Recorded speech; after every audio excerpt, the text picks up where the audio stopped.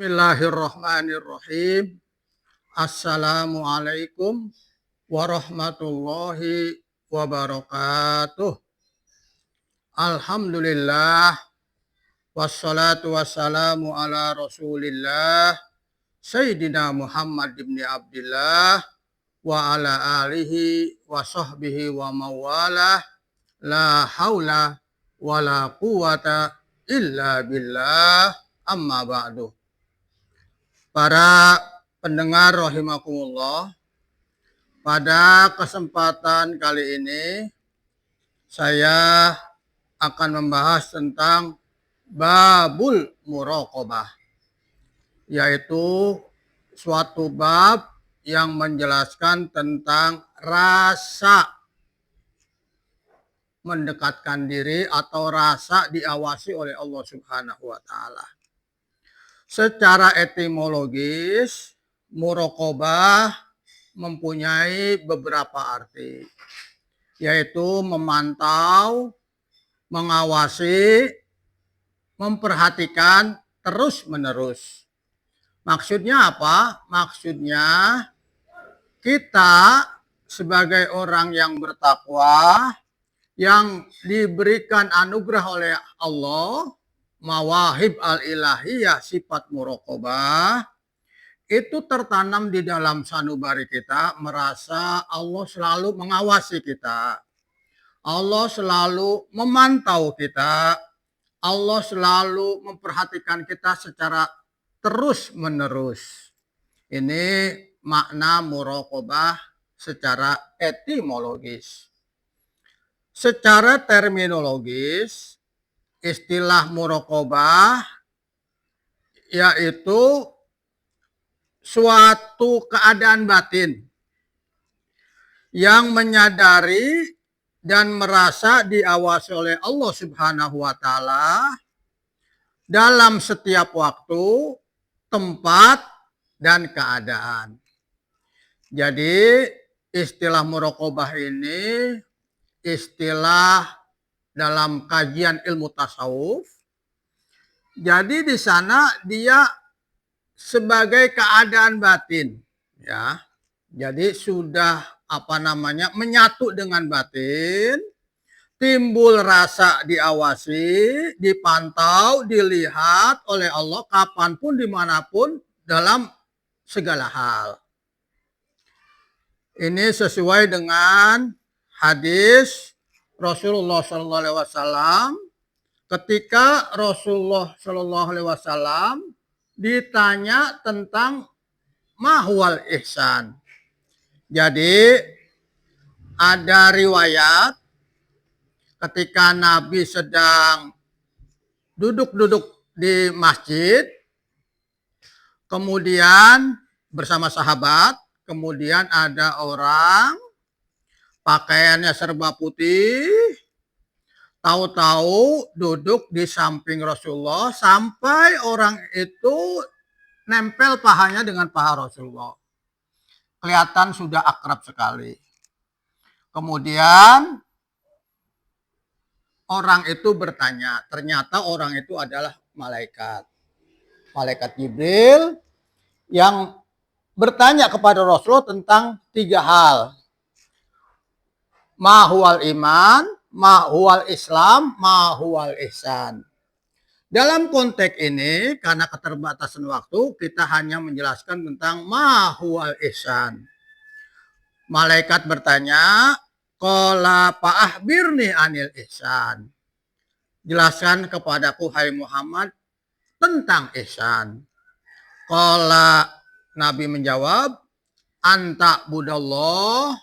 Ihsan adalah kamu menyembah Allah, ka'annaka tarahu, seakan-akan kamu melihat Allah, fa illam takun tarahu, jika kamu tidak melihat Allah, yakinlah fa innahu yaraka, Allah melihat kamu.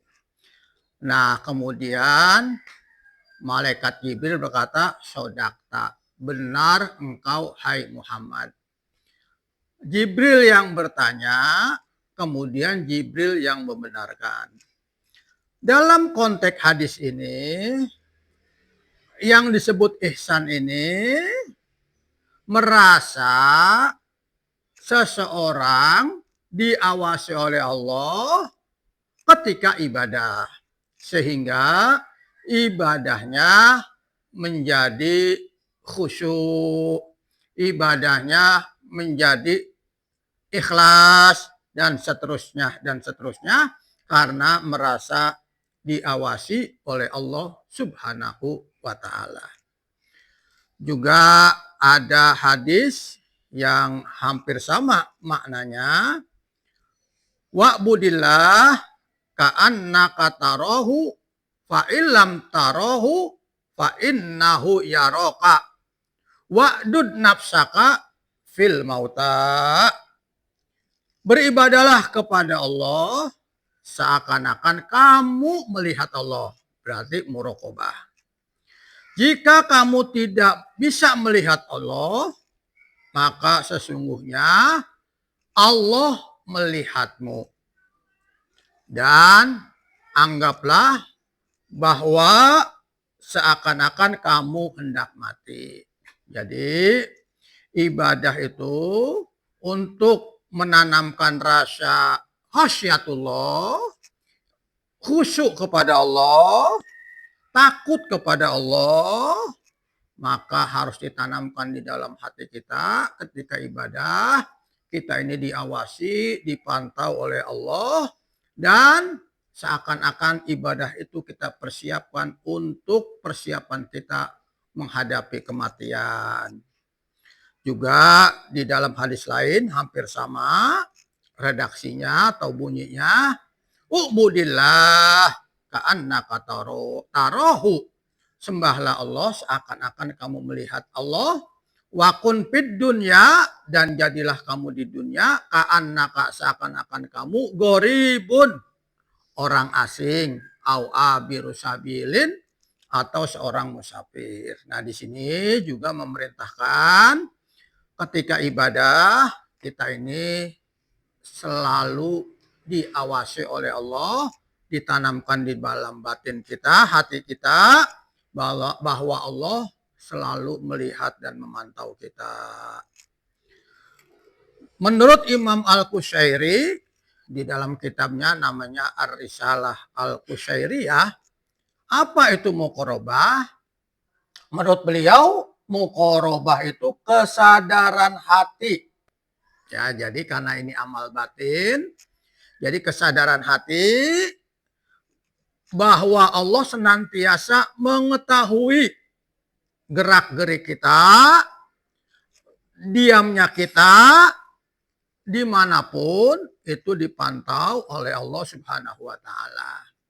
Nah, ini kalau kita sudah punya rasa muraqabah, ya, rasa dipantau oleh Allah, Allah berikan mawahib al-ilahiyah berupa muraqabah, maka kita tidak pernah lepas dari pantauan Allah, kita merasa tidak pernah lepas dari pantauan Allah, sehingga kita selalu ibadah yang terbaik untuk Allah karena merasa diawasi oleh Allah Subhanahu wa Ta'ala. Para pendengar rahimakumullah, ulama sufi atau ahli tasawuf membagi muraqabah dalam beberapa bentuk. Yang pertama, muraqabatul ilmi. Apa itu? Kesadaran bahwa Allah mengetahui segala sesuatu secara rinci. Ilmu al-alim, Allah mengetahui segala sesuatu secara rinci, sedetil-detilnya. Di dalam hati kita Allah tahu, di perut bumi Allah tahu, di atas langit Allah tahu, di bawah laut Allah tahu, secara rinci. Ya, makhluk terkecil pun itu tidak lepas dari pemantauan, pengetahuan Allah Subhanahu wa Ta'ala. Itu namanya muraqabatul ilmi. Yang kedua, muraqabatul qurbi. Apa itu? Yaitu merasa kedekatan Allah, ya, merasakan kedekatan Allah, bahwa Allah selalu dekat dan menyertai hambanya. Jadi ini rasa timbul, Allah itu maha dekat, bahkan di dalam ayat Al-Quran, wa nahnu aqrabu min hablil warid. Allah lebih dekat dari tulang, dari urat nadi kita. Allah lebih dekat dari diri kita. Allah lebih dekat dari urat nadi kita. Rasa itu timbul, namanya muraqabatul qurbi.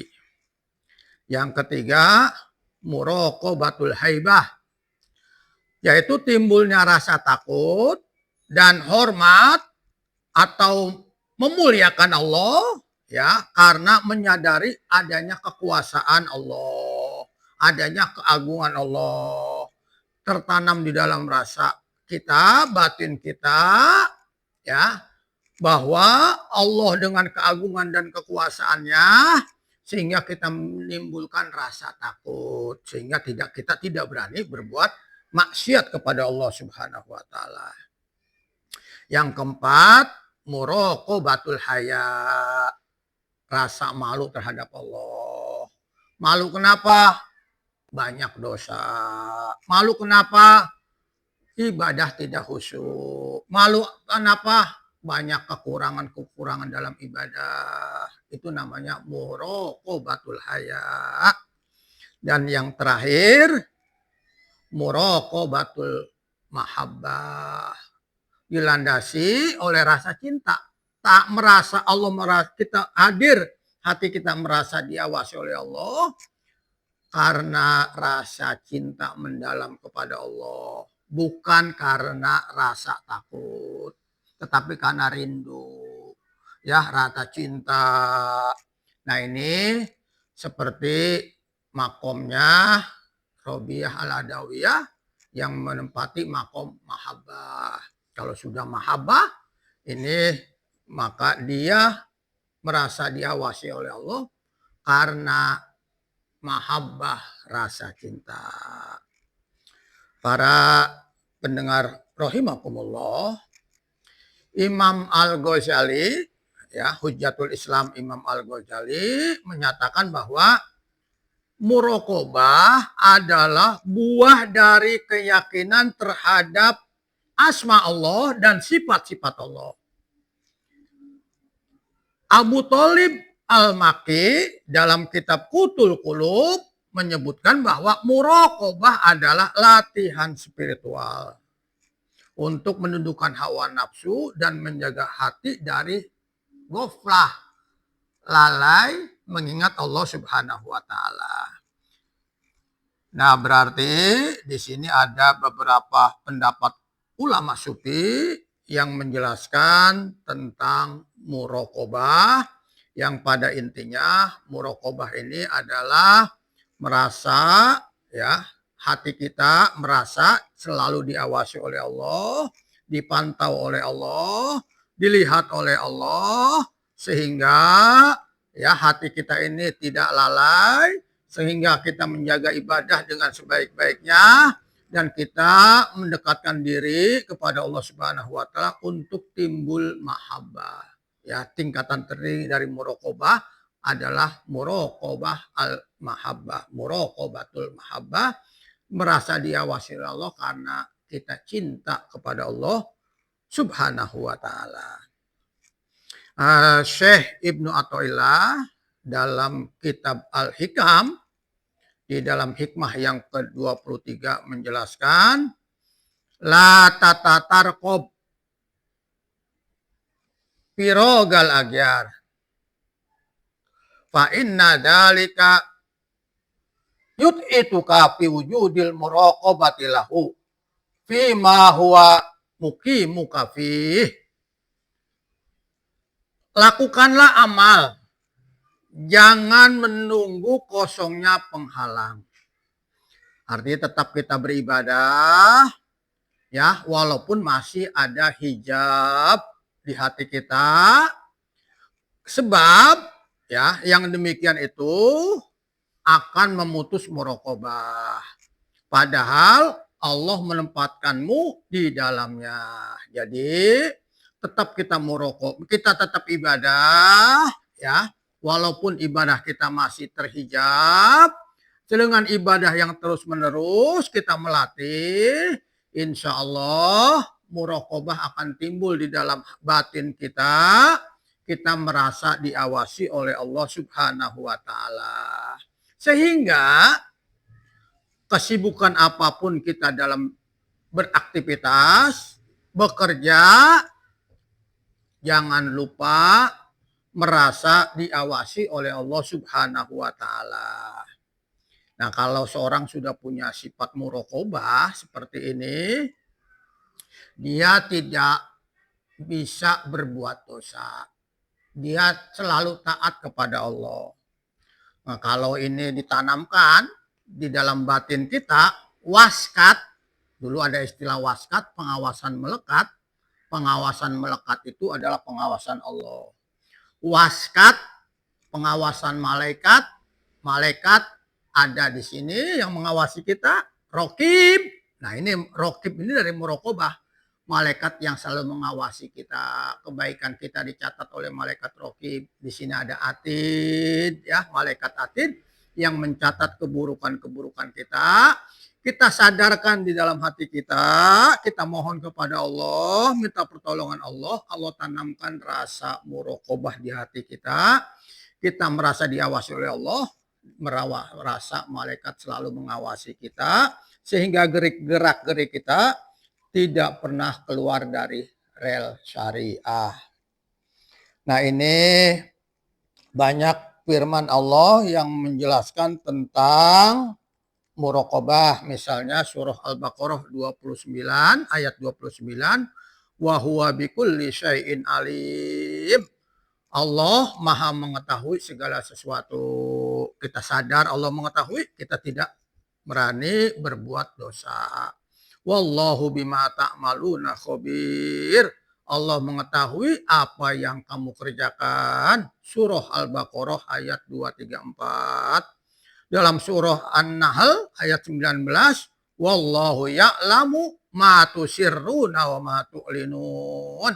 Allah mengetahui apa yang kamu rahasiakan, apa yang kalian rahasiakan, dan apa yang kalian tampakkan. Hati kita Allah tahu. Dalamnya hati kita Allah tahu. Kita sembunyikan perbuatan kita, ya, keburukan bagaimanapun, Allah tahu yang kita sembunyikan, dan juga Allah tahu apa yang kita tampakkan. Di dalam surah Al-An'am ayat 59, wa ma tasqutu min waraqatin illa ya'lamuha.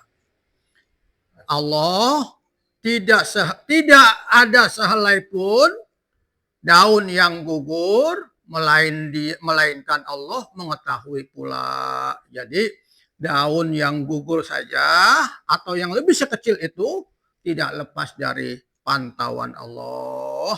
Semuanya diatur oleh Allah. Ya mudabbir, wahai yang maha mengatur. Allah sebagai al-mudabbir, maha mengatur. Allah Rabbul Alamin, yang mengatur seluruh alam. Dalam surah Qaf ayat 16, walaqad khalaqnal insana wa na'lamu ma tuwaswisu bihi nafsuhu.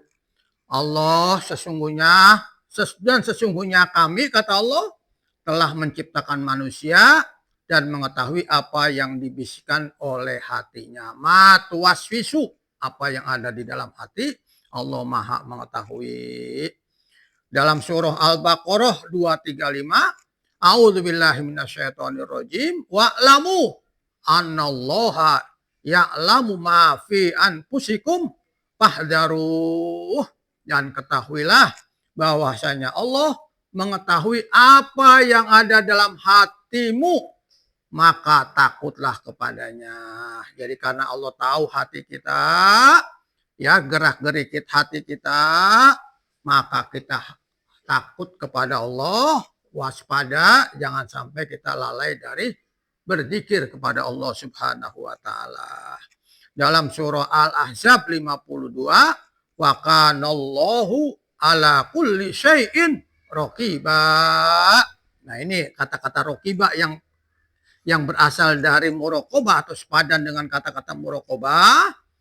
Maha Allah maha mengawasi segala sesuatu. Wa kanallah ala kulli syai'in raqiba. Dan adalah Allah maha mengawasi segala sesuatu. Segala sesuatu diawasi oleh Allah subhanahu wa ta'ala. Para pendengar rahimakumullah, ada sebuah kisah yang sangat menarik. Ya, ini bisa kita lihat dari kitab Tibbul Masbuk fi Nasihatil Muluk halaman 126. Ya, sebuah karya Imam Al-Ghazali. Di sana dikisahkan ada seorang laki-laki, ya, seorang laki-laki fasik datang ke rumah seorang perempuan. Tujuannya ingin berbuat sesuatu yang diharamkan oleh syariah. Kemudian dia datang, terus bilang kepada seorang perempuan, tutuplah semua pintu rumahmu dengan rapat, sehingga tidak ada orang yang melihat kita berdua. Perempuan tersebut menuruti saja, ditutuplah semua pintu rumahnya. Kemudian perempuan itu berkata kepada laki-laki fasik, aku sudah menutup semua pintu dengan rapat, kecuali satu pintu. Laki-laki fasik itu berkata, pintu mana yang belum kau tutup, kau biarkan terbuka?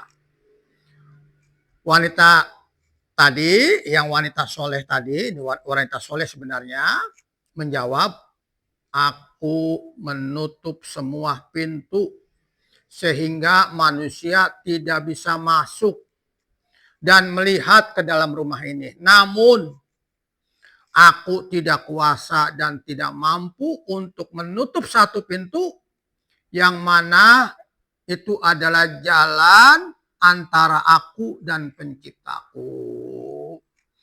Mendengar jawaban itu, seketika laki-laki fasik tadi kaget dengan ucapan seorang perempuan.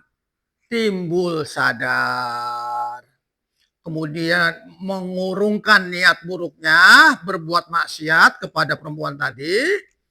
Dan akhirnya laki-laki itu tersebut bertaubat, minta ampun kepada Allah Subhanahu wa ta'ala.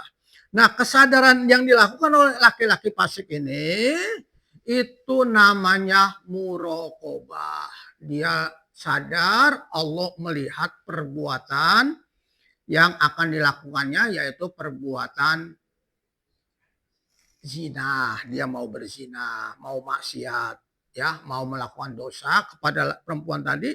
Dibilang seperti itu oleh perempuan tadi, pintu sudah saya buka, tetapi pintu antara saya dengan Allah tidak bisa.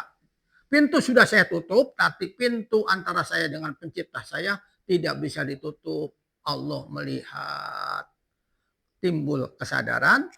Kesadaran itu adalah muraqabah. Para pendengar rahimakumullah, Allah berfirman dalam surah Asy-Syu'ara 218, 219, a'udzubillahi minasyaitonirrajim. Walladzi yarika hina taqum wa taqallubaka fis sajidin. Dialah Allah yang melihat ketika engkau berdiri untuk sholat. Nah, ini kesadaran kita lagi sholat diawasi oleh Allah. Dan Allah melihat perubahan gerak badanmu di antara orang-orang yang sujud. Nah, ketika ini, ayat ini kita resapi, maka ketika sholat, karena merasa diawasi oleh Allah, timbullah rasa khusyuk, konsentrasi kepada Allah, hudurullah fil qalbi, hudurul qalbi ma Allah, hadirnya hati bersama Allah. Mudah-mudahan Allah berikan kita mawahib ilahiyah, sifat muraqabah, kemudian Allah tanamkan di hati kita untuk bisa ibadah dengan khusyuk.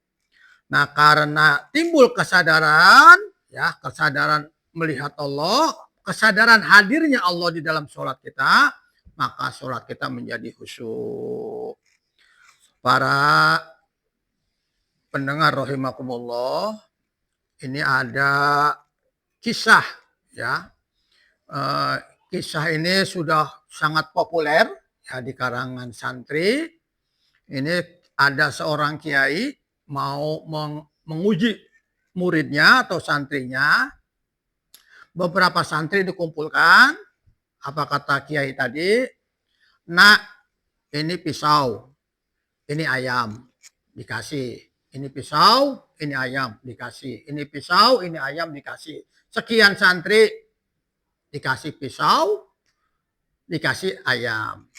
Apa kata kiainya yang mau menguji atau mengetes ya keimanan dari santrinya? Silakan kamu potong ayam ini di tempat yang tidak dilihat oleh siapapun. Silakan. Sudah mencari tempat untuk memotong ayam di tempat yang sepi ya. Kemudian kumpul mereka. Ada santri menjelaskan, Pak Kiai, saya sudah potong ayam ini. Saya tidak ada yang melihat, Pak Kiai. Yang kedua, begitu juga saya potong, Kiai, tidak ada yang melihat. Di semak-semak saya potongnya. Yang satu lagi saya potong, Kiai, di tempat yang sepi, tidak ada yang melihatnya. Ada satu santri yang tidak motong ayam. Ditanya oleh kiainya, kenapa ayamnya tidak kamu potong? Kan tadi suruh potong di tempat yang tidak dilihat oleh siapapun. Apa kata santri tadi? Iya Pak Kiai, saya sudah coba lari sono, lari sini, cari tempat yang sepi, di sana, di dalam kesepian, di dalam gua. Saya menyadari hati saya, Allah melihat. Sehingga saya tidak berani memotong ini karena kata Pak Kiai di tempat sepi yang tidak ada orang atau tidak sesuatu pun melihatnya. Nah, ternyata ya yang lulus santri yang tidak memotong. Ya, dia merasa muraqabah diawasi oleh Allah sehingga dia tidak bisa memotong hewan ayam karena dia menyadari tidak ada di manapun selalu diawasi oleh Allah. Namanya muraqabah. Para pendengar rahimakumullah, dalam surah Al-Hadid ayat 4 Allah berfirman, a'udzubillahi minasyaitonirrajim, wa huwa ma'akum aina ma kuntum. Dan Allah bersamamu di mana saja kamu berada. Di tempat sepi Allah ada memantau kita. Di tempat keramaian Allah memantau kita. Di dalam masjid Allah memantau kita. Di luar masjid Allah memantau kita. Di tempat sepi ramai Allah memantau kita. Ma'akum bersama kamu. Wallahu bima ta'maluna basir. Allah Maha melihat apa yang kamu kerjakan. Nah, dari surah ini ya, surah Al-Hadid ini ya tertanam rasa muraqabah. Karena apa? Karena Allah selalu bersama kita ya. Para pendengar rahimakumullah, ada sebuah kisah ya. Ibnu Umar ini berpergian ke daerah pinggir kota, ikut bersamanya beberapa orang. Kemudian namanya perjalanan jauh, bawa bekal, dia makan ya. Bekalnya dimakan di tanah lapang ya. Kemudian ada seorang anak pengembala melewati mereka. Anak itu dipanggil, "Nak, ikut makan sini." Anak itu menjawab, "Maaf Pak, saya sedang puasa." Lalu Ibnu Umar berkata, kamu mengembala kambing ini banyak sekali. Saya beli satu. Apa jawab pengembala yang jujur? Ini bukan punya saya, Pak. Ini punya majikan saya. Saya hanya diminta mengembala. Ibnu Umar berkata, ini tujuannya mengetes ya, menguji seorang pengembala jujur atau tidak jujur, ada rasa muraqabah atau tidak ada muraqabah di dalam batinnya. Bilang aja, nanti kalau bos kamu nanya, majikan kamu nanya, kambingnya dimakan serigala. Apa jawaban dari pengembala yang jujur tadi yang ada rasa muraqabah dalam batinnya? Bapak, memang majikan saya tidak tahu. Tetapi Allah Maha tahu. Allah Maha melihat. Allah Maha mengawasi. Ini Ibnu Umar merasa takjub atau kagum dengan anak atau pemuda pengembala tadi yang dia punya sifat muraqabah. Akhir cerita, Ibnu Umar mengirim utusannya setelah pulang dari perantauannya, mengutus utusan untuk bertemu dengan tuannya, tuan pengembala tadi. Kemudian dia merdekakan, karena dia seorang budak, dimerdekakan. Kemudian hewan ternaknya diberikan, ya dibeli semua, diberikan kepada anak muda tadi yang punya sifat muraqabah.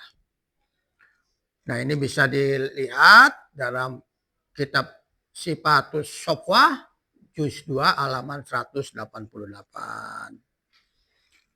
Para pendengar rahimakumullah, Allah berfirman dalam surah Al-Hadid ayat 57, A'udzubillahi minasyaitonirrajim, innallaha la yakhfa alaihi syai'un fil ardi wala fis sama. Sesungguhnya bagi Allah tidak ada sesuatu pun yang tersembunyi di bumi dan tidak pula di langit. Di dalam bumi, 7 lapis bumi, semuanya ada dalam pantauan Allah. Di atas langit, 7 lapis langit, dan seterusnya tidak luput dari pengawasan Allah. Dalam surah Al-Fajr ayat 14 Allah berfirman, A'udzubillahi minasyaitonirrajim, inna rabbaka labil mirsad. Sesungguhnya Tuhanmu benar-benar mengawasi. Dalam surah Yunus ayat 23-25 ini menceritakan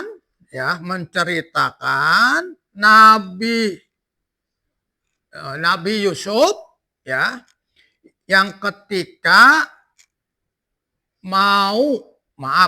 diajak hubungan perzinahan oleh Zulaikha. A'udzubillahi minasyaitonirrajim. Wa rawadathu allati huwa fi baitiha an nafsihi faghallaqatil abwab wa qalat haytalak qala ma'adallah innahu rabbi ahsana mathwaya innahu la yuflihuz zalimun. Perempuan yang dia Yusuf tinggal di rumahnya, namanya Zulaikha, menggodanya. Dia menutup rapat semua pintu, lalu berkata, marilah mendekat kepadaku. Yusuf berkata, aku berlindung kepada Allah. Sesungguhnya dia suamimu maksudnya, suaminya Zulaiha adalah tuanku, dia telah memperlakukanku dengan baik. Sesungguhnya orang-orang zalim tidak akan beruntung. Nah, ayat ini Zulaiha menggoda Nabi Yusuf untuk diajak berbuat tidak pantas, hubungan yang tidak pantas, hubungan perzinahan. Nah, Nabi Yusuf berlindung kepada Allah. Kenapa? Karena ada sifat muraqabah di dalam batinnya. Ayat selanjutnya, walaqad hammat bihi wa hamma biha laula arra'a burhana rabbi kadzalika lin nasrifan hussu wal fahsya innahu min ibadinal mukhlasin. Sungguh perempuan itu, Siti Zulaiha, benar-benar telah berkehendak kepada Yusuf. Yusuf pun berkehendak kepadanya, sekiranya dia tidak melihat tanda dari Tuhannya. Nah, ini tanda dari Tuhannya ini adalah mawahib ilahiyah berupa muraqabah, ya, pemberian Allah, maka dia tidak tergoda. Demikianlah kami memalingkan darinya keburukan dan kekejian. Allah palingkan ya segala kekejian dan keburukan tadi, yaitu untuk berbuat perbuatan perzinahan. Sesungguhnya dia Yusuf termasuk hamba-hamba yang terpilih. Mukhlasin. Mukhlasin ini orang yang ikhlas secara lahir batin dipilih oleh Allah. Ya, pilihan Allah. Dalam ayat selanjutnya, wastabaqal bab wa qaddat qamisahu min duburin wa alfaya saydaha ladal bab.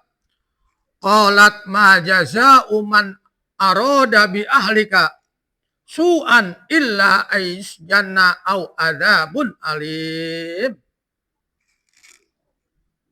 Su'an illa ayus jana au adzabun alim.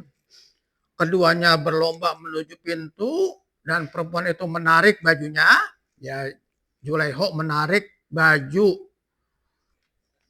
Nabi Yusuf dari belakang hingga koyak atau robek. Keduanya mendapati, ya, dan keduanya mendapati suami perempuan itu di depan pintu. Nah, ketahuan.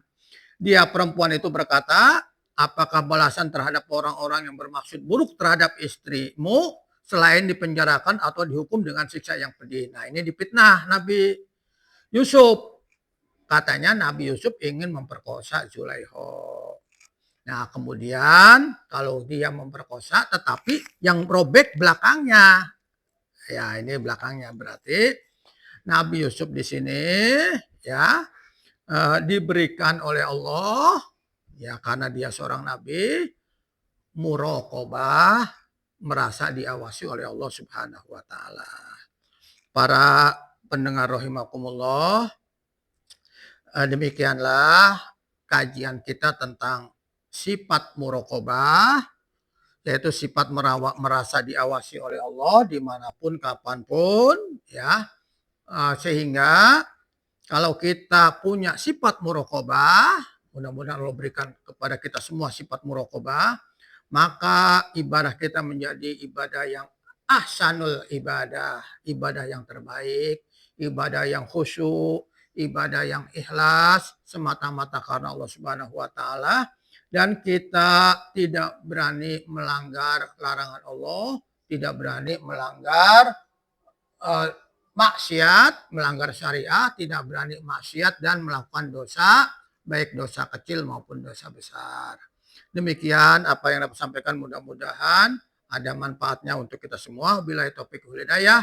Wassalamualaikum warahmatullahi wabarakatuh.